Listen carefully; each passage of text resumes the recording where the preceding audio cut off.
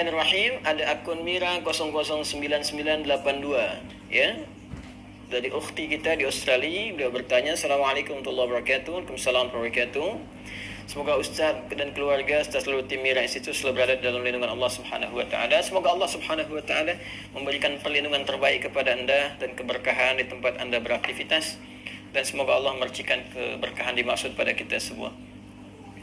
Baik, Ustaz izin bertanya, apabila di masa lalu pernah lalai dalam menjalankan solat, lupa ya beberapa kali, apakah wajib diganti ataukah cukup dengan bertaubat kepada Allah? Karena saya pernah mendengar tidak boleh melaksanakan solat sunnah sampai semua solat yang pernah ditinggalkan diganti. Tapi saya juga pernah mendengar cukup bertaubat kepada Allah dan berjanji tidak akan mengulangi lagi. Mohon bimbingannya Ustaz. Allah barik fi. Baik, seorang yang pernah bermaksiat apapun itu jenisnya, baik maksiatnya terkait dengan Allah, bermaksiat kepada Allah secara langsung ya, contoh diminta untuk beribadah, solat itu kan bagian pokok kepatuhan kita, bukti keimanan kita kepada Allah. Quran surah ke-20 Taha ayat ke-14 ya, solat itu bagian pokok pembuktian iman kita kepada Allah. Innani anallahu la ilaha illa ana fa'budni wa aqimis salata li dzikri. Aku adalah Allah, tak ada Tuhan yang layak dipertuhankan disembah selain aku, kata Allah, maka sembah aku. Ya, bagaimana menyembahmu ya Allah? Wa aqimis salat, tunaikan salat. Ya, untuk mengingat aku, kata Allah. Quran surah ke-20 Taha ayat yang ke-14. Ada orang tak solat. Ya, tapi dia mengaku beriman. Atau dia menunda-nunda solat. Ya, atau solat semaunya. Ada orang puasa Daud, dia solat Daud. Puasa Daud tu dia puasa Senin, Selasa dia rehat. Ya, Rabu dia puasa, Kamis dia rehat. Tu puasa Daud. Ada ni orang solat Daud. Ya, subuh dia solat, zuhur tak. Asar dia solat, maghrib tak. Itu solat Daud. Itu tidak ada. Ya, dia melakukan itu, dia maksiat pada Allah. Maksiat dalam hal ibadah. Ada maksiat hakun adami, ya, maksiat yang terjadi dari anggota-anggota tubuh pada soalan-soalan yang memang dilarang oleh Allah. Ya, lisan cakap yang baik, dia bercakap tak baik, dia mencela orang lain. Padahal Allah mengatakan, ya ayyuhalladzina amanu la yasra qaumin qaum. Hai orang-orang beriman, jangan saling mencela. Quran surah 49 ayat 11, ya, dia mencela, dia bermaksiat. Semua jenis maksiat ni, baik terkait hubungan dengan Allah ibadah atau terkait dengan interaksi sosial dalam kemanusiaan, muamalah, itu cara mengobatinya untuk kembali pada jalur yang benar. Cara pertama adalah dengan bertobat. Quran surah keempat An-Nisa ayat 17. Quran surah keempat An-Nisa ayat 17. Innamat taubatu 'ala Allahi lilladzina ya'maluna as-su'a bijahalatin thumma yatubuna min qarib. Sungguh taubat yang diterima oleh Allah itu subhanahu wa ta'ala, taubat yang diterima oleh Allah itu subhanahu wa ta'ala adalah taubat dari perbuatan buruk, su. Ya, perbuatan buruk, su itu perbuatan yang menyalahi ketentuan Allah. Ya, diminta memandang yang baik, dia pandang yang tak baik. Diminta solat, dia tak solat. Itu perbuatan buruk. Dan sumbernya dari nafsu yang digoda oleh setan. Jadi perbuatan su itu sumbernya dari nafsu yang diprovokasi oleh setan, digoda oleh setan, dikuasai oleh setan. Itu ada di Quran surah ke-12 Yusuf ayat 53. Wa ma ubarri'u nafsi innan nafsa la'ammaratun bis-su illa ma rahima rabbi. Kita tak mampu menganggap diri kita suci karena ada nafsu yang masih diprovokasi, digoda oleh setan. Orang yang mengikuti godaan-godaan setan itu, was-was setan itu, maka nanti jiwanya akan mengikuti perintah setan, mengajak pada keburukan. Itu yang disebut dengan ammarah bisu namanya. Ya, mata melihat yang buruk, su. Lisan cakap yang buruk, su. Telinga dengar yang buruk, su. Jamak dari su, sayyiat namanya. Bila banyak dikerjakan sayyiat. Allah itu punya sifat rahman, punya sifat rahim, yang tidak menginginkan hambanya pulang membawa maksiat. Kamu ini lahir bersih keadaannya, tampilannya bersih, tak ada dosa, tak ada keburukan, tak ada kotoran. Kenapa pulang kepada Allah jadi kotor? Kerana itu Allah tak berkehendak. Allah tidak berkehendak bila ada hamba satu pun pulang kepada Allah dalam keadaan maksiat, dalam keadaan kotor. Maka sepanjang dia hidup diberikan kesempatan untuk taubat. Taubat ini nanti yang berpeluang membersihkan kembali kotoran-kotoran dosa dan menyucikan jiwa-jiwa yang penuh dengan dosa-dosa. Ini taubat namanya. Nah, taubat itu nanti ada 3 turunan hukumnya. Ada 3. 1, mengakui kesalahan. Salah ini. Jadi kalau kita sadar ya pernah salah, itu sudah sepertiga taubat. Dan itu mahal sekali, hidayah Allah mahal sekali. Itu yang tak dipunyai oleh syaitan. Syaitan itu tak punya itu. Ya, karena sifat sombong, dia tahu Allah itu penerima taubat tapi tak mau taubat. Ketika diminta oleh Allah itu untuk taubat, diberikan isyarat tuh, dikonfirmasi, ditanya, "Ma mana'aka alla tasjud?" Ya, "Ma mana'aka alla tasjuda id amartu?" Kenapa kau tak mau sujud ketika aku perintahkan? Itu kan isyarat taubat. Ya, Quran surah ke-7 ayat 12. Ya, tapi dia tak mau taubat. Ya, tak mau taubat. Dia menjawab, "Ana khairum minhu, khalaqtani min narin wa khalaqtahu min tin." Aku lebih hebat. Nah, itu bahaya. Kesombongan itu bisa menutup seseorang untuk bertaubat kepada Allah. Itu bahaya sekali. Karena itu Allah mengharamkan kesombongan, ya, karena sayangnya kepada hamba diharamkan kesombongan supaya masih berpeluang untuk taubat. Itu bedanya atau bedanya syaitan dengan manusia.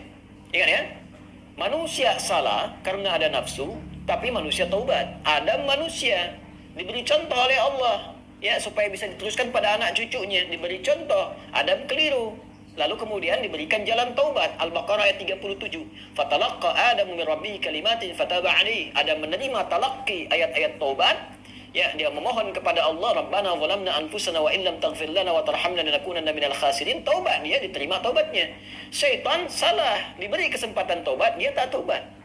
Nah, jadi jangan ikuti jejak syaitan. Wala tattabi'u khutuwatis syaitan. Quran surah kedua ayat 168. Jangan diikuti langkah syaitan. Kita beda dengan syaitan. Kita beda dengan syaitan. Manusia salah, manusia taubat. Syaitan salah, syaitan tak kenal taubat.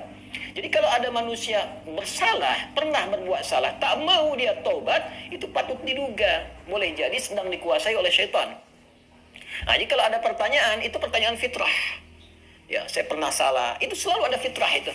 Ya, dua anak Adam yang pernah salah satunya bermaksiat itu dan berkehendak untuk membunuh membunuh anak Adam salah satunya. Ada kisah dua anak Adam itu di surah Al-Maidah, ya, ayat 27 itu, ya, sampai dengan 30, ya. Watlu alaihim bil haqqi watlu alaihim naba ibna adam bil haqqi id qaraba qurbanan fataqabbala min ahadihima wa lam yataqabbal min al-akhar. Muhammad SAW kisahkan, bacakan kepada umatmu, ya, tentang kisah dua anak Adam yang diperintahkan untuk berkorban. Yang satu berkorban baik, yang satu tidak.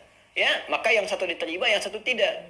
Maka yang kecewa ini dia merasa cemburu, ingin membunuh. Nah, ketika akan membunuh ini fatawat nafsu lahu nafsu, fatawat tawa itu artinya naik turun. Ya, jadi enggak ya, lakukan tidak ya. Nah, itu di fitrah kita itu selalu ada bagian fitrah yang mencegah berbuat maksiat. Ada yang sifatnya mencegah dari awal, ada yang sifatnya menyesali. Ya, menyesali itu sambil mencela. Kenapa tadi saya harus marah nih sama anak nih? Kenapa tadi saya harus mencela dia? Kenapa tadi harus saya cemberut? Kenapa tadi saya harus berkata yang kasar? Padahal saya bisa berkata yang lembut. Nah, itu ada penyesalan yang kedua sambil mencela diri. Nah, bagian yang kedua ini setelah tak mampu mencegah, dia menyesali, disebut lawam namanya. Sifatnya lawamah. Ya, makanya ada yang dikenal dengan nafsul lawamah. Diri, jiwa yang mencela. Kenapa melakukan itu? Nanti puncaknya terjadi di akhirat, saat kembali, saat hari kiamat. Ya, banyak orang menyesal, kenapa dulu tak begini? Kenapa dulu harus begitu? Nah, itu ada di surah Al-Qiyamah, surah ke-75, ayat yang kedua. La uqsimu biyaumil qiyamah, wa la uqsimu bin nafsil lawamah. Ya, aku bersumpah, kata Allah, ya, ada di jiwa-jiwa itu sebetulnya yang menyesali perbuatan buruk itu. Kenapa terjadi? Nah, taubat itu karena harus membuktikan kesungguhan untuk berubah, itu harus menyentuh kepada jiwa yang terdalam tadi. Karena itu harus ada unsur pengakuan, yang kedua unsur penyesalan. Unsur pengakuan itu secara fitrah akan muncul dengan sendirinya. Karena itu kalau keluar dia di pernyataan, itu Masya Allah, itu sudah hidayah Allah yang sudah masuk ke dalam jiwa. Jangan tinggalkan, cepat ambil. Ya, siapapun pelaku maksiat akan ada bersitan, sekelebat dalam jiwanya itu berpikir, apa aku harus selalu begini gitu. Ya, mungkinkah aku berubah? Nah, kalau ada hal semacam itu sudah hidayah. Ya, kalau ada orang banyak berbuat maksiat pun, kita sekelilingnya itu kita mendoakan, malam-malam kita sujud minta pada Allah supaya diberikan hidayah. Jangan-jangan dia itu ditempatkan jadi tetangga kerabat kita, berkehidupan dengan kita, supaya memang kita bisa mendoakan dia. Ya, bukan mengutukinya, mencelaknya, tidak. Mungkin supaya dengan adanya kita ini dia bisa melihat jadi wasilah hidayah dari Allah Subhanahu wa taala. Jadi pertanyaan semacam ini itu sudah sepertiga bagian dari karunia Allah. Selanjutnya apa? Sesali itu. Jadi mengakui. Nah, ini sudah disampaikan. Kedua, menyesali. Menyesal itu sudah bagian perwujudan, ya, supaya kita bisa mengendalikan nafsul lawamah tadi, supaya tidak dibawa ke akhirat. Ya, jadi dengan menyesal itu nanti digugurkan oleh Allah hal-hal terkaitnya sehingga lapang hati kita. Ciri orang taubat itu, ya, kalau dia sudah bertobat mendekat kepada Allah, yang pertama diberikan oleh Allah kelapangan hatinya, ada ketenangan. Ya, yang tidak bisa dirasakan, ya, dengan bandingan-bandingan materi. Tidak sama dengan ketika diberi materi dunia, dikasih uang, ya, senang, bahagia, lapang. Dikasih kereta, bahasa Malaysia kereta, mobil, ya, atau fasilitas lain, senang, lapang. Taubat itu punya ciri sendiri, tak sama dengan kebahagiaan itu. Ya, dia ada menghunjam ke kedalaman hati itu, ada ketenangan, ya, ada kelapangan. Jadi begitu kita sujud, ya kan, kemudian kita minta ampun, mengakui, menyesali, air mata keluar, nah, getaran itu yang menggerakkan jiwa, nah itu sudah menyentuh kepada hati. Ya, jadi ulama dahulu mengajarkan taubat itu sampai hatinya tersentuh. Ya, bukan taubat yang di lisan saja, saya taubat ya Allah, taubat ya Allah. Ya, taubat itu mesti mampu melapangkan hati, jiwanya mesti tersentuh. Keadaan hati yang lapang, yang tersentuh, sehingga menjadikan cawan hatinya terbuka, siap menerima perubahan, itu disebut nasuha namanya. Nasuha. Ya, karena itu pernah dengar nasihat. Saya mau minta nasihat dari Ustaz. Nasihat itu dari kata nasoha, sesuatu yang melapangkan. Karena kalau kita dengar nasihat, hati kita lebih lapang. Anda punya masalah, konsultasi, diberikan jawaban, hati lapang. Itu nasihat namanya. Ya, seakar dengan kata nasoha. Nasoha yansohu. Sifat keadaannya disebut nasuha. Karena itu kita mendengar ada ungkapan, istilah, bahkan diambil dari ayat-ayat yang sampai kepada kita, taubat nasuha. Ya kan? Taubat apa? Nasuha. Taubat yang mampu melapangkan hati. Caranya bagaimana? Mengakui, menyesali. Penyesalan itu harus langsung bisa menyentuh kepada jiwa. Ya, karena itu ada ulama mengajarkan istighfar sekian kali supaya jiwanya tersentuh, bangun di malam hari, kan? Yang ketiga, di bagian terakhir, membuktikan perubahan dari hasil taubat itu. Membuktikan perubahan dari hasil taubat itu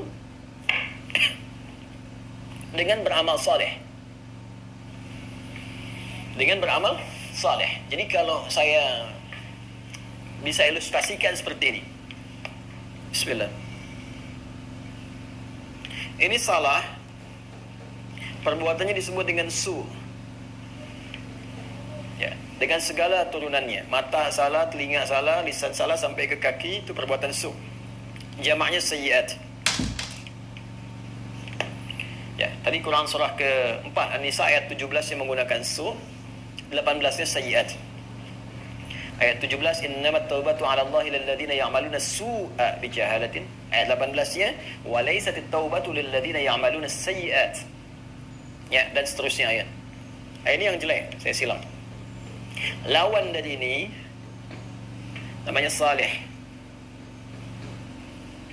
Jamaknya salihat.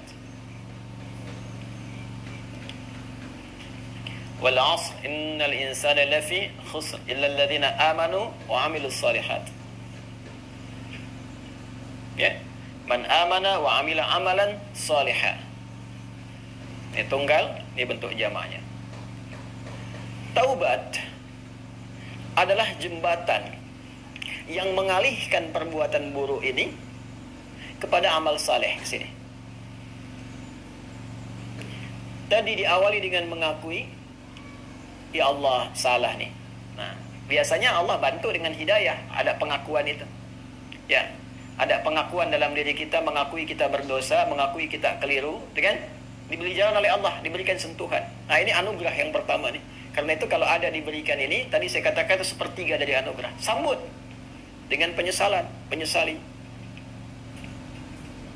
Menyesal ini tak hanya mengatakan, kita katakan saya menyesal ya Allah, tak. Sampai merasakan di hati itu kelapangan. Itu disebut nasuha. Taubat nasuha, taubat yang melapangkan kepada jiwa, kepada hati. Ya, sampai merasa tenang, enak, kan? Mampu membezakan antara ini keliru, ini benar, kan? Kita menyesal, air mata keluar. Makanya Nabi pernah menyampaikan dalam kondisi seseorang itu, Masya Allah, kan? Dia dalam keadaan sunyi sendiri, lalu menetes air matanya karena merasa berdosa, ya.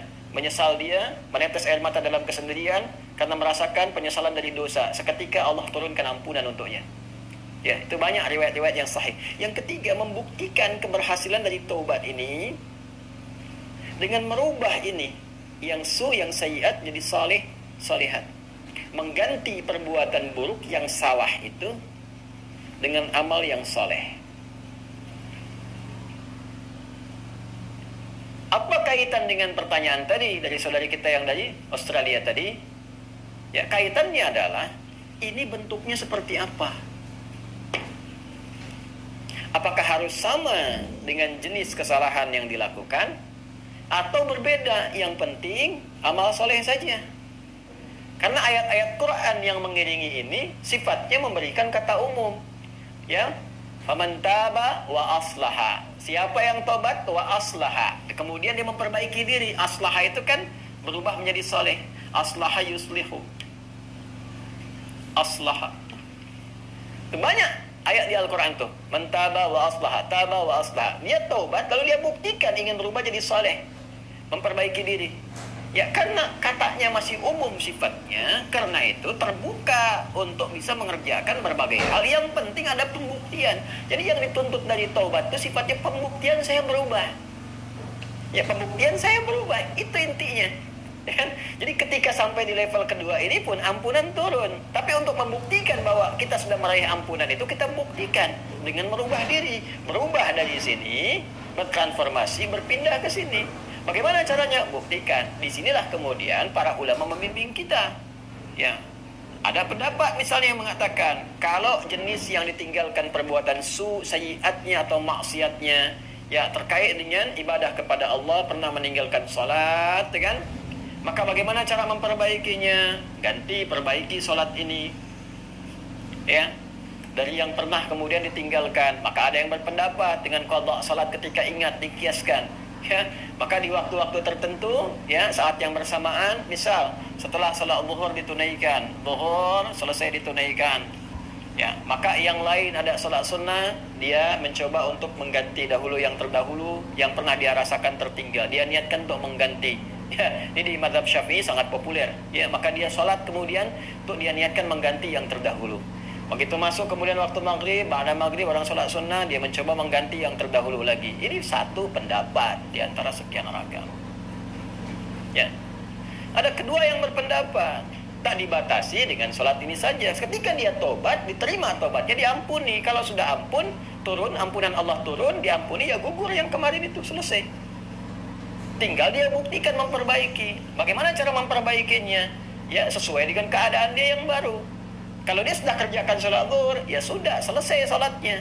Mengganti yang dulu-dulu, perbanyak amalan yang lainnya dengan sholat sunnah. Dia kejar qobliyah zuhurnya, dia kejar ba'diyah zuhurnya, kan, untuk membuktikan kepada Allah bahwa dia telah sungguh-sungguh berubah. Ya, ini hanya ragam saja bagaimana kita kemudian bisa memilih di antara ini, dan semua punya jalurnya yang dapat dipertanggungjawabkan secara syariat. Ya, jadi dipersilahkan Anda nyamannya mau yang mana yang dikerjakan, tapi hanya ingin menunjukkan ini ada perubahan dalam diri kita.